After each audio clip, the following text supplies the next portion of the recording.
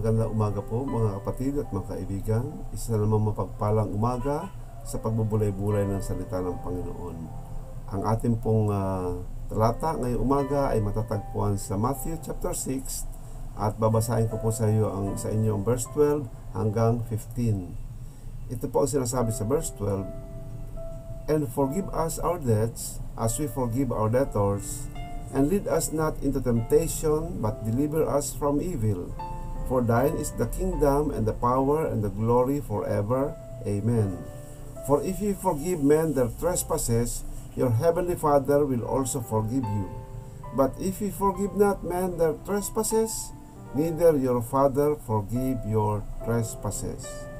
Ang pamagat po ng ating topic ngayong umagang ito ay forgive to be forgiven. Yan po ang ating pamagat. Now, gusto ko pong bigyan ng diin dito ang ating mga talata na itong verse 14 and 15. Ang sabi nga po dito, ulitin ko, for if you forgive men their trespasses, your heavenly Father will also forgive you. But if you forgive not men their trespasses, neither will your Father forgive your trespasses. Mga kapatid, ang pagpapatawad po sa Panginoon nakadepende sa kung paano tayo magpatawad ng kapwa. Yun po, gusto kong bigyan ng diin yan.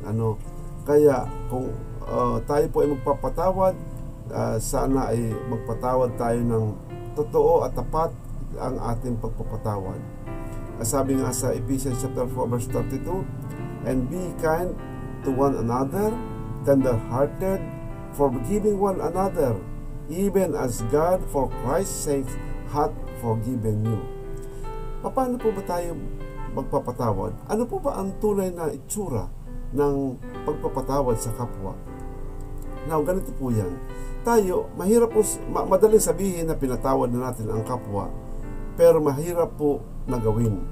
Kasi, pag nagpatawad tayo, ganito po ang nangyayari kalimitan eh. Pinatawad na kita, pero nawawala po yung, hindi na i-restore yung dating relationship na, oo, pinatawad mo na nga siya, pero hindi mo na siya kinakausap, hindi, lumalayo ka na sa kanya. Kaya, ang pagpapatawad mo ay something like, kumbaga, sabi nga nila, magkaroon na ng tarnished relationship, katulad ng dati. Mga kapatid, hindi po ganyan.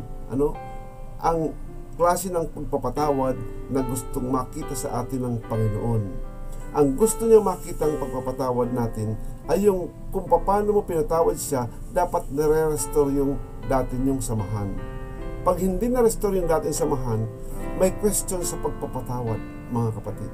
At kung hindi mo nagawa yun, isipin mo, sa palagay mo kaya, anong magiging attitude sa'yo ng Panginoon pag nagpatawad ka na hindi mo naman na-restore yung dating masayang pagsasamahan. Mga kapatid, ganito na po yan eh. Ano ang modelo natin ng pagpapatawad? Ang Panginoon, nung ikaw ay nasa burak ng pagkakasala, ay pinatawad tayo ng Panginoon. Pinatawad ka ng Panginoon to the point na kinalimutan niya ang lahat ng iyong mga kasalanan, inilayo sa iyo ang kasalanan mo para hindi mo na maalala. Kung gaano daw kalayo ang east sa west, ganoon inilayo ng Panginoon ang kasalanan mo para hindi mo na siya maalala. At kung gaano kalalim ang pinakamalalim na dagat, doon niya ibinaon ang ating mga pagkakasala sa Kanya para wala na tayong babalikan. At ang ginawa ng Panginoon, kinilala tayo, kinilala ka bilang isang anak. Ni-restore niya ang relationship niya sa atin at kinilala tayo bilang isang anak. Mga kapatid, na-imagine niyo ba, nauunawaan niyo ba yung intensity ng kung paano tayo pinatawad ng Panginoon? Ibig sabihin, ni-restore ng Panginoon yung dating sigla natin na tayo ay anak ng Panginoon. Yung sigla ng relationship natin sa Panginoon. Kaya kung magpatawad tayo, sabi ng Panginoon, sabi nga sa Ephesians chapter 4 verse 32, even as God for Christ's sake hath forgiven you. Forgiving one another even as God for Christ's sake hath forgiven you. Kung paano daw ang Panginoon tayo pinatawad, at ang pakiramdam mo nung pinatawad ka ng Panginoon, ang tuwan-tuwa ka dahil maayos na ang na-restore yung relationship mo sa Panginoon.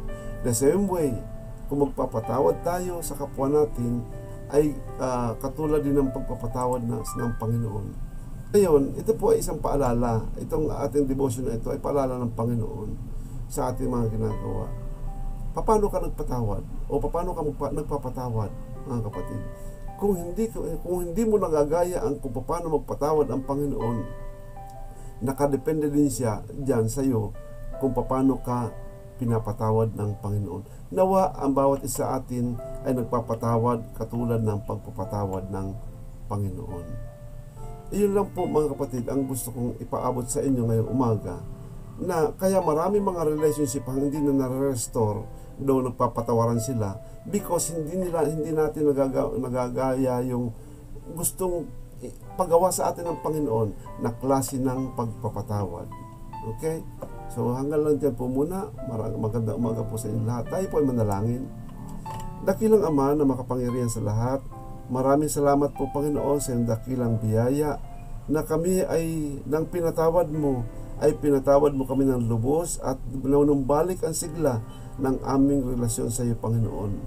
Dalayan ko rin po, Panginoon, nawa sa aming mga magkakapatiran, even mga kaibigan, na pag kami ay nagpatawad, Panginoon, nawa magawa po namin, Panginoon, ang example mo na pinagkaloob sa amin, na maibalik din po namin, Panginoon, sa aming kapwa, ang restoration ng aming maayos na relationship as if parang walang nangyari, Panginoon. Maraming salamat po sa iyong dakilang biyaya. Nawa, Panginoon, katagpuin niyo po ang bawat isa sa kanilang mga pangangailangan sa araw na ito. Higit lalo pa, Panginoon, ang patungkol sa pagpapatawad at paghingi ng tawad. Maraming salamat po. Lahat ng ito aking samagdalangin sa matamis na pangalan ng Panginoong Hesus. Amen.